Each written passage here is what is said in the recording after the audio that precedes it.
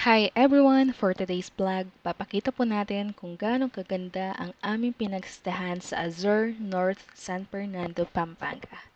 Nga pala, ako'y isang Ilocano na trying hard magkapampangan. Aliko pa balong magsalitang kapampangan, dyang 4 years na ako, Kenny, Diyos ko.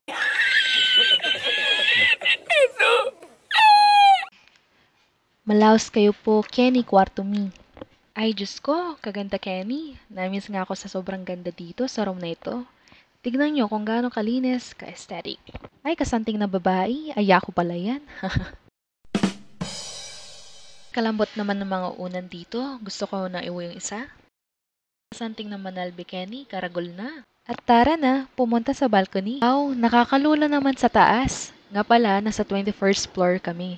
Kasarap itulak ng kasama ko dito, kasi wala naman dalang regalo sa akin.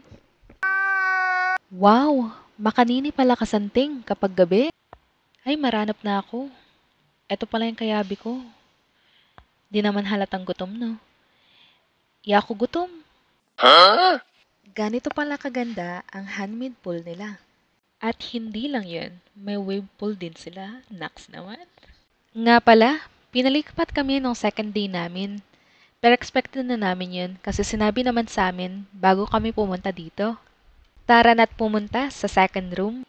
Ay taray, kasanting din. Dito sa pangalawang room na pinuntahan namin, iba din yung view ng balcony nila. Tignan natin.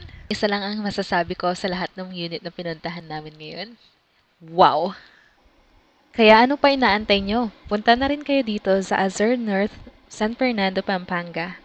Nga pala, kami ay naghanda ng montage para dito. Tara na't mandelbita mo!